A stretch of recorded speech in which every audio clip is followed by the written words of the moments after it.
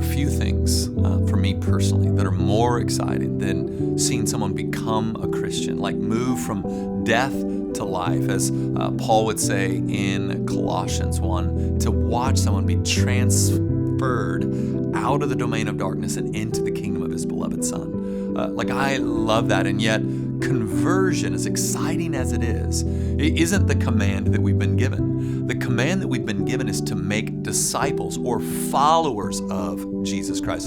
So although we rejoice anytime the Spirit of God opens the heart of someone to believe and they surrender their lives to Him, what we're wanting to see happen, what we give our lives to, is disciple making, longing, praying, hoping for people to become followers of Jesus Christ. And although I think when we talk this way, I think people tend to have this picture of kind of this international adventure where you've got to get on an airplane, you've got to fly to the other part of the world to be a part of disciple making or missions. And I want to try to encourage you in this quick little video that God has uniquely wired you and uniquely placed you right now where you are to make disciples. And although God will call many to hop on planes and go to unreached and go to other countries, for most of us, He's put us right where we are. He's uniquely wired us. He's uniquely placed us. And He's invited us into what He will do for us. We need only be obedient and join what He is up to. I've oftentimes described this as God kind of invites us to go to work with Him. It's this kind of cosmic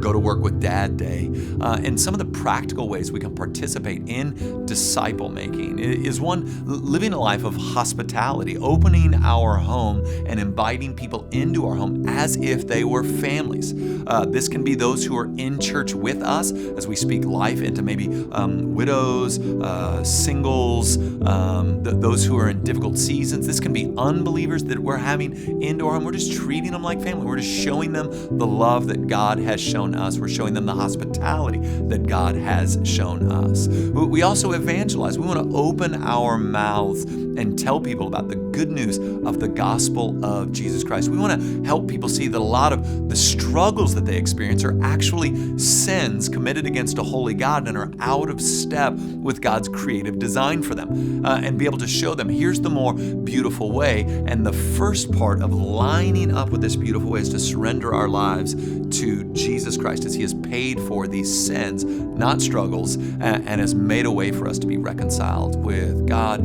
And then the last thing is just be faithful where you are. And recently at the Village Church, there was a woman who shared her testimony. She has 4 little boys, stay-at-home mom, and began to just kind of encourage and love the woman who had 2 little kids next door to her. And so when you think about kind of global impact, most of the times you're not thinking about a stay-at-home mom with 4 little boys, and yet this woman just faithfully loved her neighbor, showed hospitality to her neighbor, began to share the gospel with her neighbor where she was, doing the thing that God had called us to do. And she saw her neighbor give her life over to Jesus Christ. And if you could consider all of us in all the domains that we're playing in, at work, at home, in our neighborhoods, in the places that we play, carrying with us the hospitality of God, the good news of the gospel on our lips, being faithful where we are, you're looking at a recipe that what you see in the Bible leads to the transformation of souls,